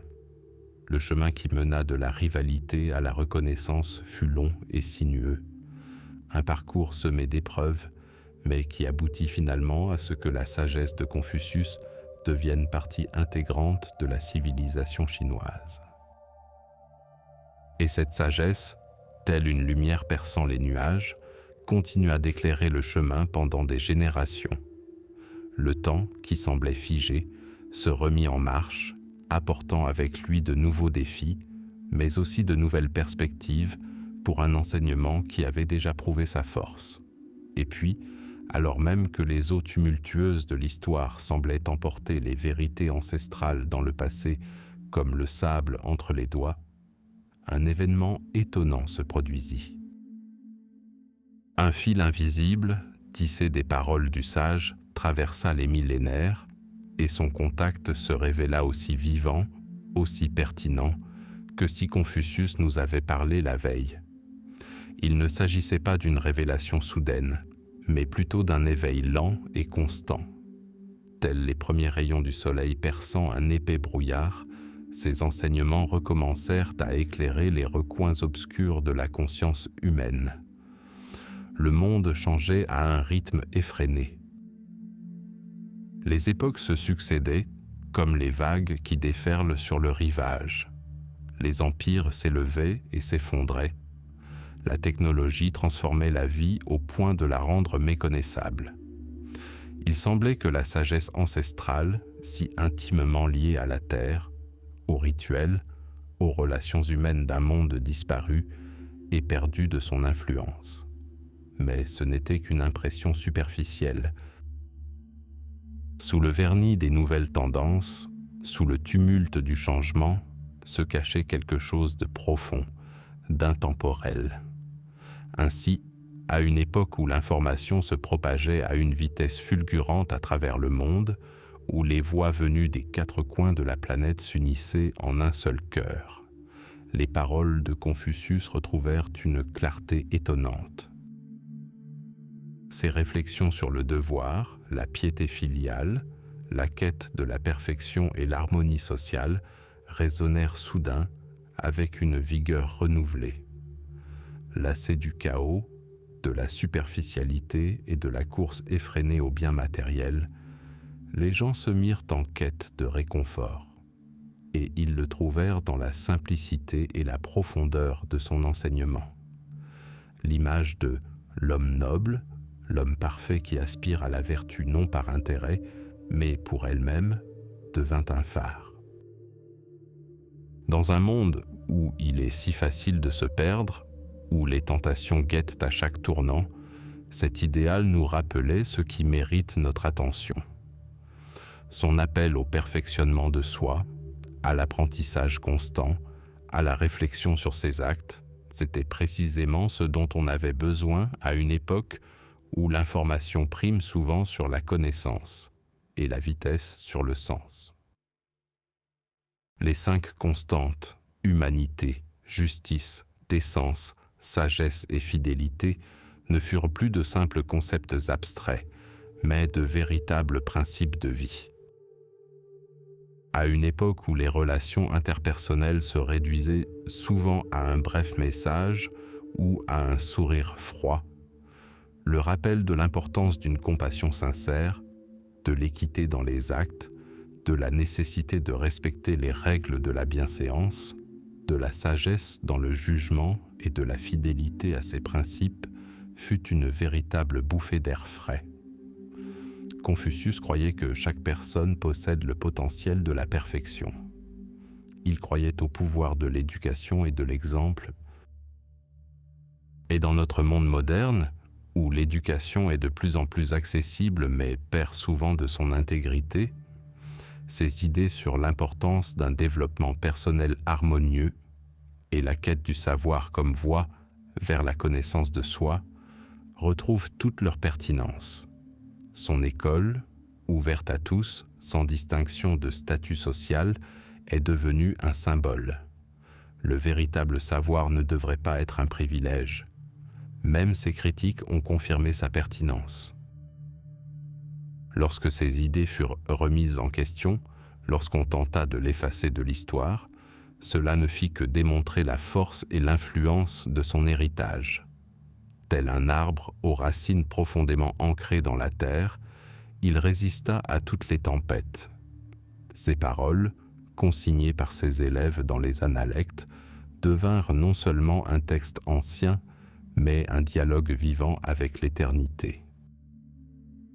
À l'ère de la mondialisation, où les cultures et les peuples interagissent sans cesse et où les frontières s'estompent, les enseignements de Confucius offrent de précieux enseignements sur la manière de bâtir des relations harmonieuses entre les personnes, les communautés et les nations. Son insistance sur le respect des aînés, la bienveillance envers les jeunes et le principe « ne fais pas à autrui ce que tu ne voudrais pas qu'on te fasse » sont des valeurs universelles qui peuvent unir plutôt que diviser. Aujourd'hui, face aux défis que représentent les inégalités sociales, les problèmes environnementaux et l'instabilité politique, la sagesse de Confucius n'offre pas de solution toute faite, mais plutôt une piste de réflexion. Il nous enseigne à nous tourner vers notre intériorité, à chercher la source de nos problèmes dans nos propres imperfections, plutôt que de blâmer les circonstances extérieures. Il nous invite à la responsabilité, à l'honnêteté et au désir de servir la société. Sa philosophie n'est pas un dogme rigide, mais une source d'inspiration vivante. Elle invite à la réflexion, à l'introspection, à la quête constante du progrès. C'est là que réside son intemporelle pertinence. Tel un océan calme et puissant, ces enseignements recèlent la profondeur et la sérénité si nécessaires à nos âmes tourmentées. et quiconque recherche la vérité, aspire à l'harmonie, peut trouver en lui une source inépuisable de sagesse, capable d'éclairer son chemin. Le soleil se couchait, teintant le ciel de pourpre et d'or. L'air s'emplissait du parfum de la terre chaude et de l'anticipation d'une fraîche soirée. Là où se jouait le destin des nations, là où se tissaient les fils de l'histoire, résonnaient les voix de ceux qui cherchaient le chemin de l'harmonie. C'était un temps où la sagesse, telle une pierre précieuse taillée par les siècles, brillait d'un éclat unique, un héritage intemporel, une philosophie pour l'âme. Ces mots résonnaient comme un écho discret mais puissant. Des images du passé reprirent vie dans ma mémoire. Des palais majestueux, des marchés animés, des champs couverts de blé doré. Aux quatre coins de l'Empire céleste, partout où résonnaient les paroles, partout où foulaient les pas humains, l'écho de cet enseignement pénétrait les cœurs. Il ne s'agissait pas seulement de savoir, ni d'un ensemble de règles, mais d'un souffle de vie, tissé dans le quotidien. Telle l'eau nourrissant les racines d'un arbre centenaire, il leur insufflait force et vitalité, les aidant à grandir et à s'épanouir. Imaginez un maître artisan, ses mains sculptant une minuscule figurine dans le bois. Chaque geste est précis, chaque touche empreinte de soin. Ainsi les penseurs du passé, puisant à une source profonde, ont transmis leur vision du monde. Ils n'imposaient pas, mais suggéraient. Ils n'exigeaient pas, mais inspiraient. Leurs mots, tels une douce brise, caressaient l'oreille et pénétraient jusqu'à l'essence même. À une époque où le monde semblait un chaudron bouillonnant, plein de contradictions et de troubles, ce sont ces voix discrètes qui ont constitué un point d'ancrage.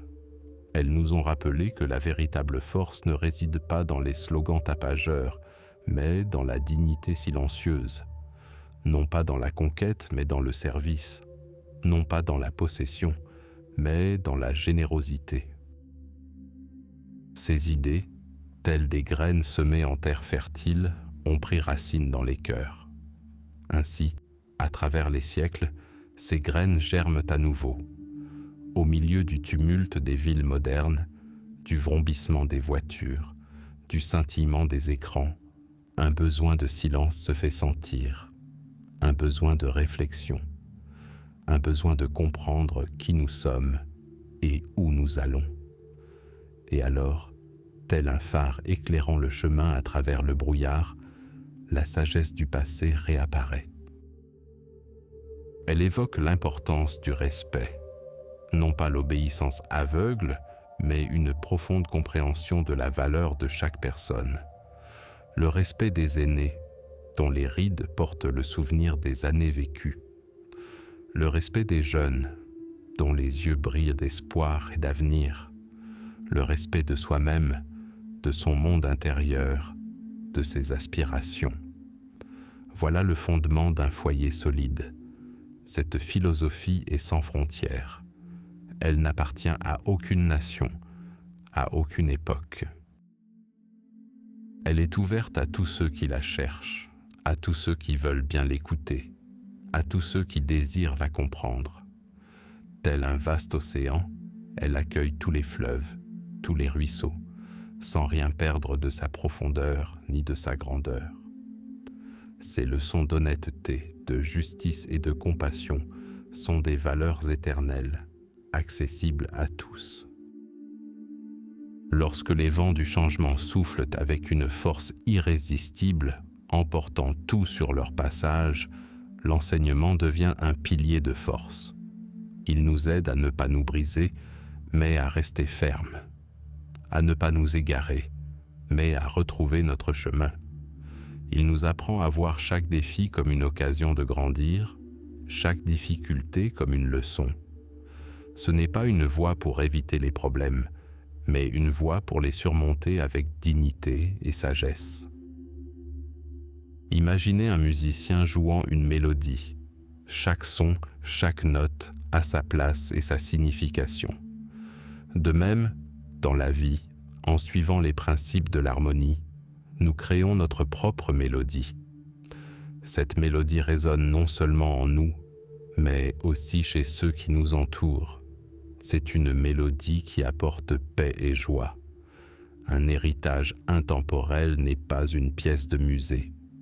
C'est une source vivante. C'est une invitation à l'action, à appliquer ces principes ancestraux à nos vies. Aujourd'hui. Maintenant. Dans chaque choix, dans chaque action. C'est l'occasion de rendre le monde un peu meilleur, en commençant par nous-mêmes. Et lorsque nous nous immergeons dans cette sagesse, nous sentons la tempête intérieure s'apaiser. L'océan déchaîné de nos pensées se calme. Nous trouvons un havre de paix où règne la sérénité, où nous pouvons renouveler nos forces, où nous pouvons à nouveau nous sentir connectés à quelque chose de plus grand que nous. C'est le salut de l'âme qui nous lègue un héritage intemporel. Il continue de résonner, emplissant le monde de lumière et d'espoir. Ainsi, lorsque les derniers échos de l'enseignement se répandent à travers les vastes étendues de l'Empire céleste, une ère de paix s'installe. Une ère où le grand maître, après avoir parcouru un chemin long et ardu, trouve la paix qu'il mérite. Ses paroles, telles de douces vagues, caressent les rivages de l'âme, emportant soucis et doutes. Au plus profond d'elle réside non seulement la sagesse, mais aussi une force tranquille et inébranlable, capable de calmer les océans les plus tumultueux des tourments intérieurs. Imaginez un océan immense, dont les eaux s'étendent jusqu'à l'horizon, là où le ciel se confond avec l'abîme. Cet océan incarne tout ce qui existe au monde, sa changeance, sa grandeur, son mystère éternel. Mais dans ses profondeurs, où les rayons du soleil pénètrent à peine, règne une paix inébranlable. C'est un lieu où l'on vient chercher la paix véritable, où chaque souffle est imprégné d'une sagesse ancestrale. Les enseignements de Confucius sont précisément un tel océan. Il ne crie pas, n'exige rien, mais invite. Ils vous invitent à vous immerger dans leurs eaux, à en sentir la fraîcheur, à goûter leur sérénité. Chaque principe, chaque vertu est un doux ruisseau qui se jette dans cette surface infinie. Reine, la bienveillance, telle une brise légère, caresse tout être vivant. Et la justice, tel un roc inébranlable, résiste à toute perturbation. Li, le rituel, ordonne le cours de la vie, l'empêchant de sombrer dans le chaos. Ji, la sagesse, éclaire le chemin comme un phare dans la brume.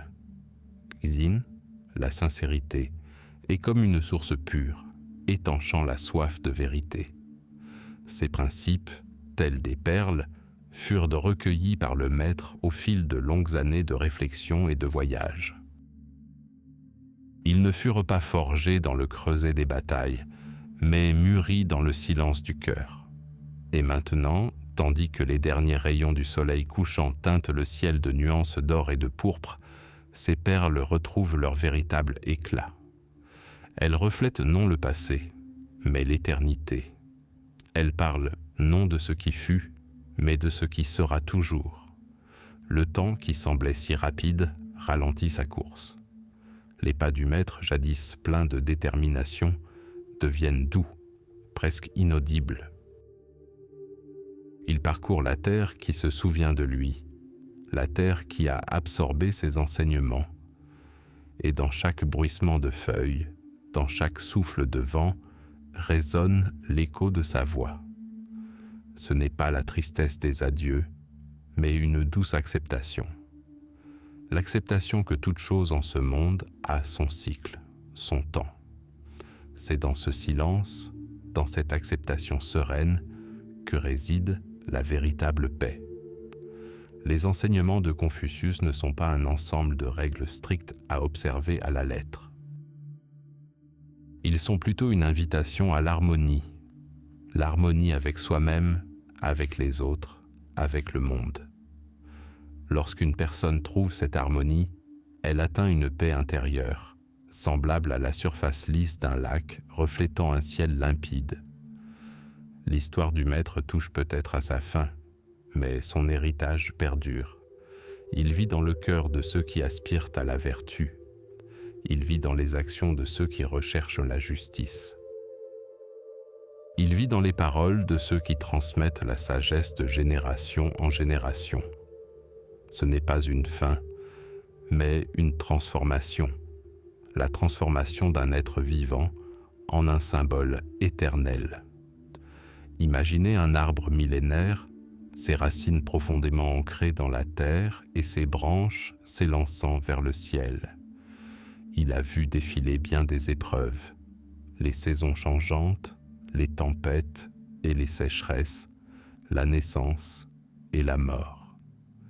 Mais il demeure ferme, inébranlable, plein de vie. Il en va de même des enseignements de Confucius. Ils ont traversé les siècles, les épreuves, l'oubli et la renaissance. Et ils continuent de porter leurs fruits, nourrissant les âmes. Lorsque les derniers rayons du soleil effleurent l'horizon et que le monde s'enfonce dans une douce pénombre, vient le temps du recueillement. Un temps où les mots s'effacent et où la vérité se révèle dans le silence. Ce silence est empreint de sens. Il parle le langage du cœur. Il nous rappelle que, malgré les aléas de la vie, il existe toujours en nous un point d'appui, un lieu où trouver la paix. L'océan Pacifique de la sagesse, créé par le grand maître, continue de couler à travers les âges. Il ne s'asséchera jamais, car il puise sa force dans l'essence même de l'existence humaine. Dans ses profondeurs, nous trouvons non seulement les réponses à nos questions, mais aussi l'opportunité de nous découvrir nous-mêmes, de trouver notre propre chemin vers l'harmonie et la paix. Et dans cette quête, dans cette aspiration éternelle à la lumière, réside toute la beauté et le sens de notre voyage. C'est le dernier souffle du monde antique qui devient le premier souffle d'une éternité emplie de paix.